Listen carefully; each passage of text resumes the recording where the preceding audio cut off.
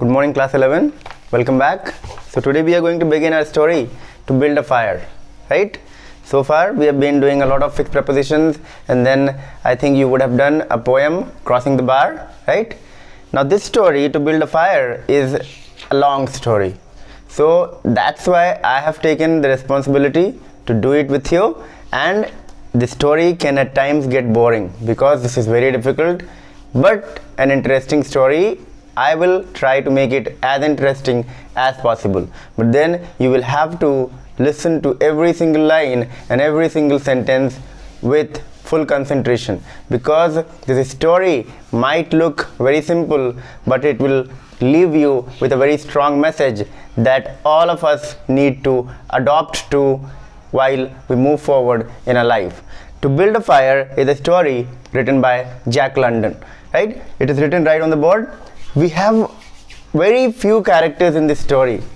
So as I said, with these three characters, or I'll say only two characters, a man out on a trip and a dog. These two characters you'll find most prominently present in every part of the story, but there is also a third character who appears at times only in the flashback for a few instances in the story, but he ends up playing a major role in the build-up of the story and passing on and conveying the main and the core message that this story wants to convey to us. I've always told you all that literature is something that you don't need to study only for getting the marks. If you are studying literature only to score marks and with a purpose to pass your English exams, then I won't say that study it.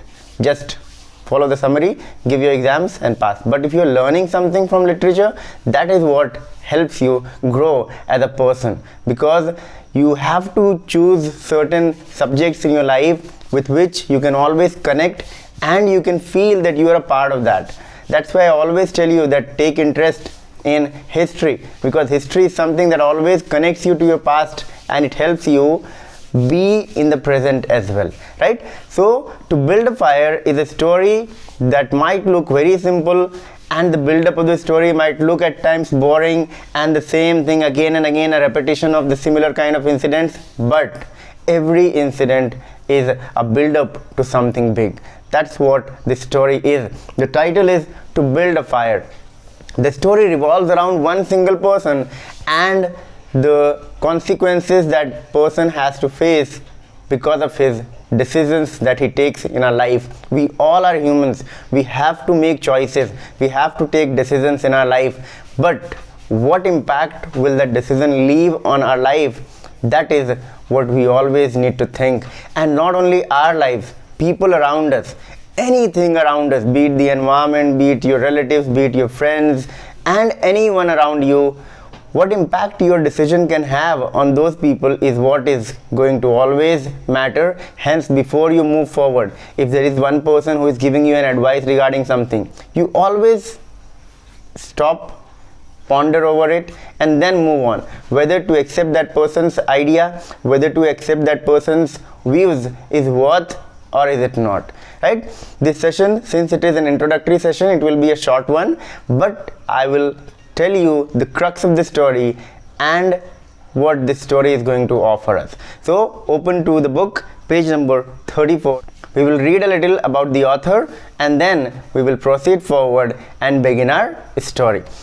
So page number 34, the full name of Jack London is John Griffith Jack London, born John Griffith Shaney.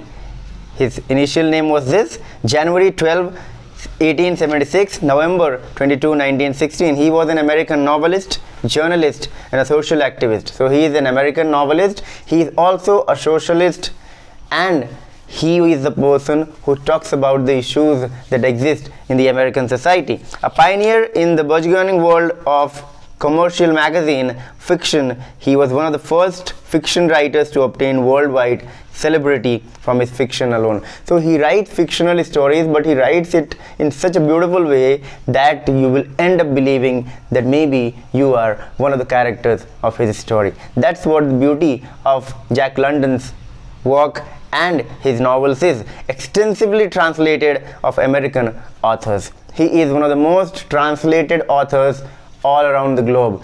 His English works have been translated to various languages. That's what the impact of him as an author is. London left school at 14 to escape poverty and gain adventure. His initial days of life were not very good. His family was not a very well-to-do family, so he had to drop from the school, and he went on many adventurous trips, and the story is said to be one of the stories of his personal experience. He explored San Francisco Bay in his slope. He went to Japan as a sailor and saw much of the United States as a hobo riding freight trains. So he has traveled America, and he has traveled all around the globe in the quest of knowledge. That's what a little introduction of Jack London is. We come to the last few lines of that page number. These stories deal romantically with elemental struggles for survival in adverse circumstances, such as the harsh environs of Alaska. So Jack London, while he would travel, he would come across many difficulties that the environment would pose for the humans, and that's what he has written in most of his stories. If you read, there is a list of stories: To Build a Fire, and An Odyssey of the North, and Love of Life. All these stories will somewhere or the other talk about the impact that your decisions have on you, and how difficult at times the environment around you can be if you are not ready and well prepared. So Jack London has always taken a page from his own life and has tried to connect it with a wider audience, with a wider book reading community. So that's what the beauty of Jack London is. In this story, we'll see that Jack London talks about a man.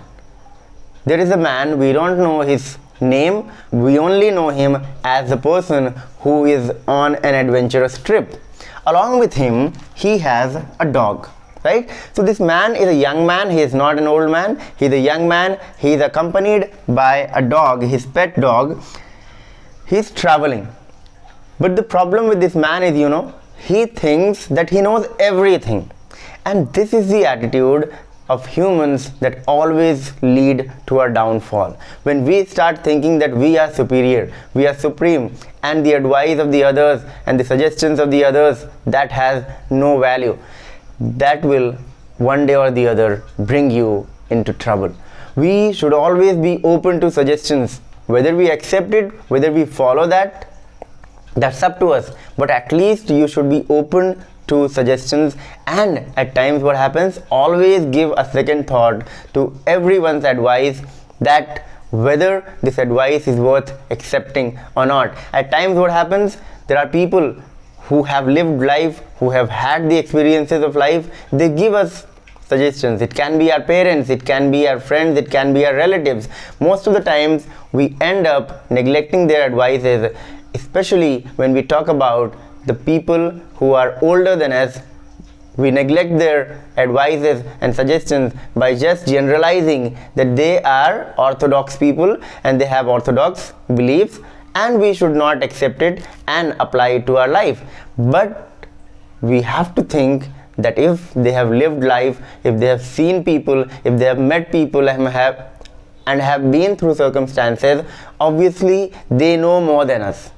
So why not give a second thought to their opinion? Why not think over it? If we have that, if we develop that quality in us where we always think that if person is giving an advice, is it worth accepting it or not?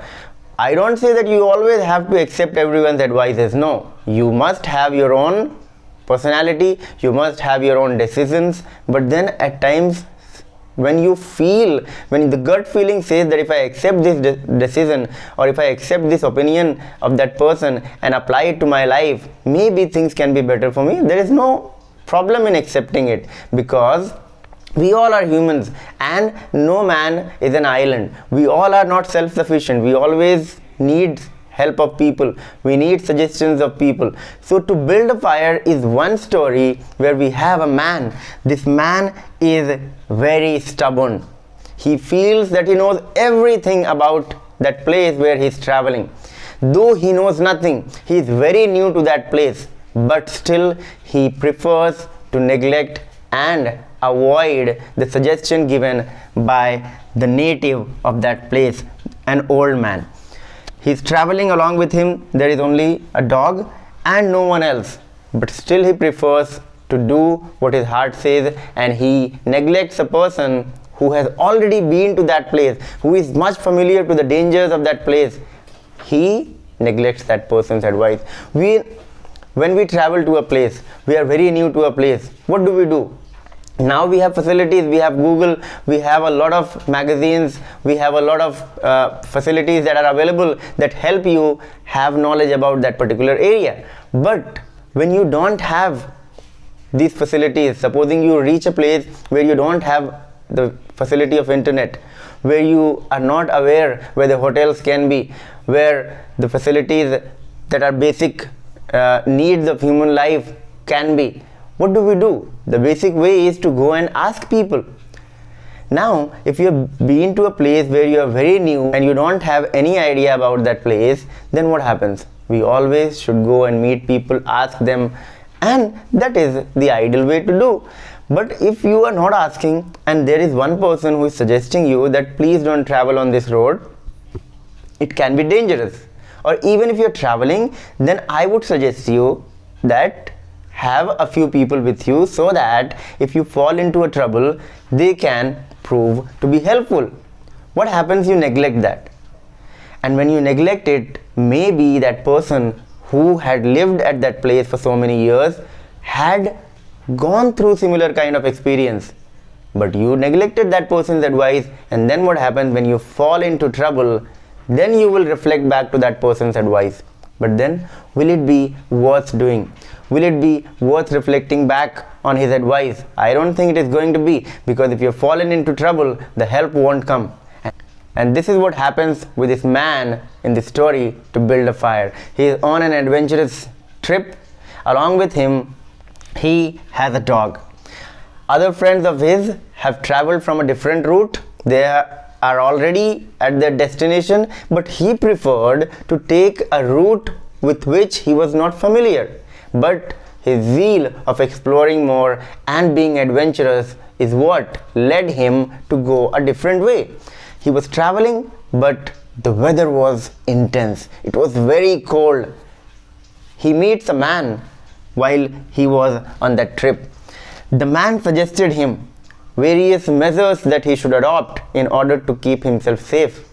But what he says is that I have been in this kind of situation many times, and people like you, old man, they make excuses. You are a coward. You don't want to move out of your house. That's why you're making all sorts of excuses. I would prefer to go because I have been in a similar kind of situation many times.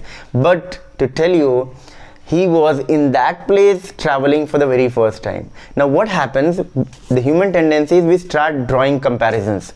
So what this man does is he draws a comparison. Maybe in his native place a similar kind of a weather was there, and what happens? He compares the weather of his place to the particular place where he was traveling today. But there can be a lot of changes which he was not aware of. He draws a comparison and quickly comes to a conclusion that he has been in that kind of a situation many times. So why bother taking help of anyone? Why bother moving along with someone else? He prefers to take that journey alone. And what are the problems that he will go through? What are the issues that he will go through on his journey? This story will talk about. It will always talk about the impact and the power of environment that it can have on us. If we start neglecting the environment around us, it will always lead us into trouble. This is what the story will offer us. Whether the man will be successful in his journey, whether he will not be successful in his journey, that's what we are going to see in this story. Make sure you have found the word meanings and read a first few pages of this story so that we can begin the story from tomorrow onwards. Right? Thank you.